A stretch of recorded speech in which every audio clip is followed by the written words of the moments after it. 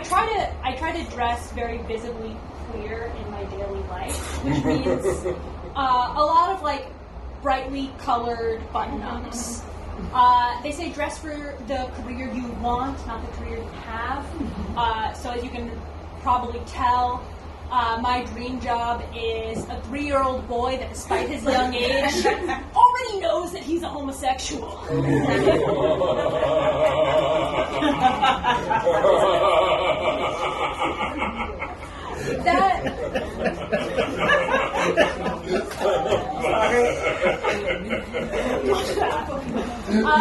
That joke works a little less well when I'm wearing these huge slits because the summer weather requires me to dress a little sluttier. It's unfortunate. And that I know.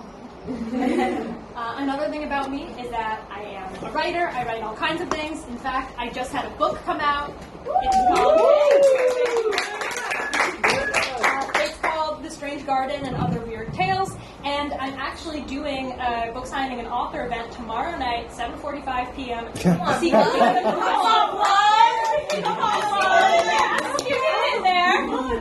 Kingdom. At the Secret Kingdoms, yeah! So show up tomorrow night. Unfortunately, writing does not pay the bills. I have tried, though. They'll be like, hey, you gotta pay your rent. And I'm like, right, so here's a poem I wrote about ants. I think it's pretty good. Probably worth a few thousand. Will that cover it? And they're like, the answer is the same as it was last month, and the month before, and the entire past year. So I am getting kicked out of my apartment, but that's unrelated. That's unrelated. It's fine. So I have had to take on other work.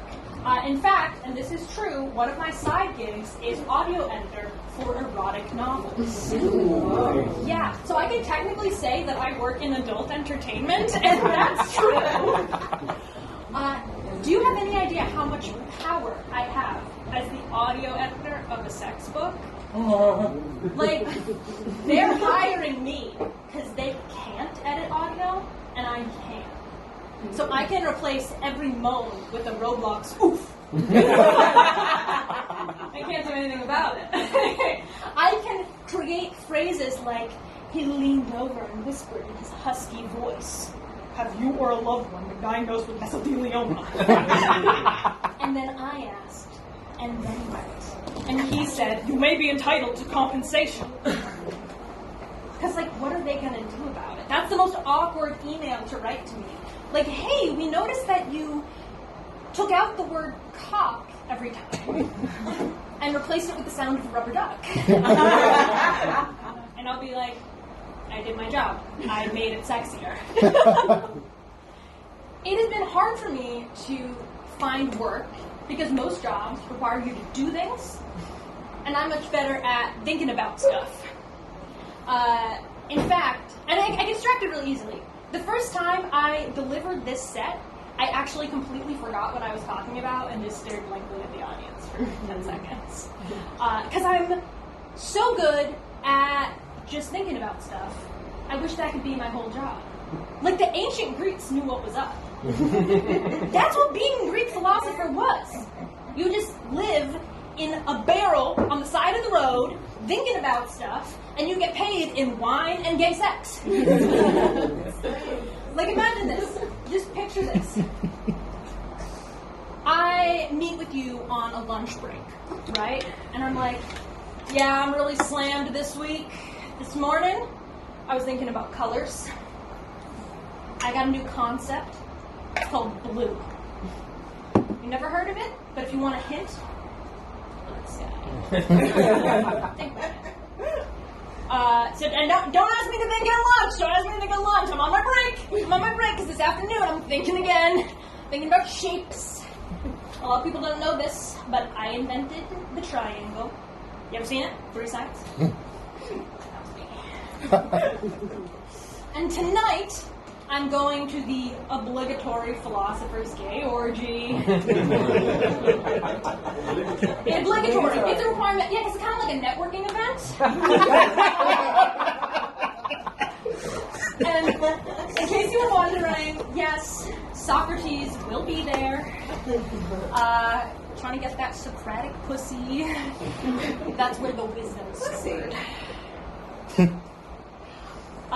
Yeah, so like, how did we go so wrong as a society that we had networking orgies and now we have minimum wage? What? Where did we go wrong? So no more sex stuff. We're wholesome from here on out. This is the wholesome bit. One time I saw a bird. But wait, there's more. Before I tell the story, I need you all to know that no birds were harmed in the making of this story. But some birds were severely embarrassed. One time I was walking and I saw a bird that couldn't fly, and as soon as I saw it, I made eye contact with the bird, and you could just tell he was humiliated. I was like, oh, and I'm like, okay, I'm going to be a hero. I'm going to help out this bird, right? But I don't want to touch it because it could have, like, bird diseases. So I pick up a piece of trash to scoop up the bird. Because apparently I'm okay with touching trash, but not one of God's creatures.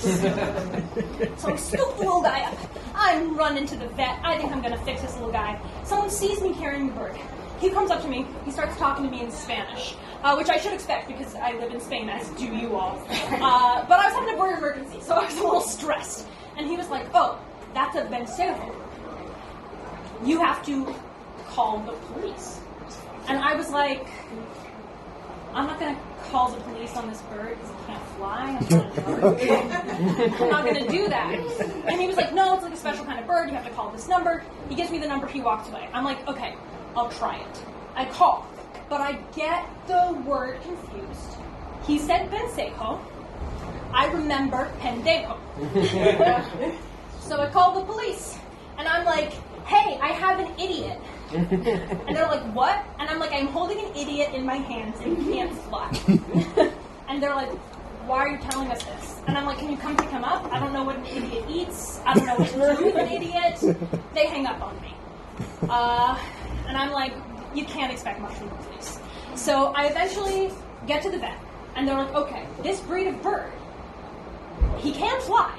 But this breed of bird can't fly once they land on the ground. Yeah, I know, right? Like, can we talk about bird design for a second? Like, whose idea was this? Imagine God being like, wait, I'm going to come up with the most fucked up bird imaginable. And Gabriel the angel is like, you already made emus. Like, I can't imagine something more fucked up than that. And he's like, get this. The birds, they love to fly. But once they land, God help them. Except I won't, because I'm a dick. So I'm like, okay, great. I'm going to help this little dude fly. I go to a playground, climb up on that play structure, and I'm like, little guy, this is your lucky day. And then I chuck him off. Let go, Pikachu. And he's like, flapping his wings. I'm like, we're going to make it. We're going to make it.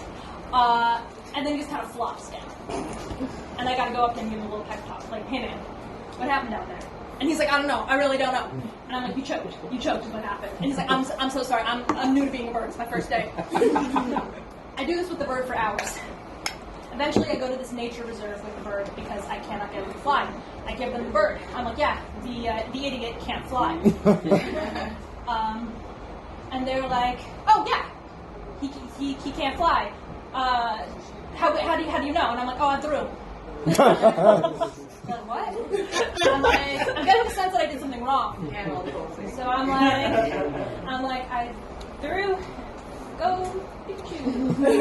And they're like, no, he can't fly. And I'm like, yeah, I noticed. Idiot. And they're like, he's a baby. His wings haven't grown in yet. But he was okay. I did discover that the pendejo was me all along.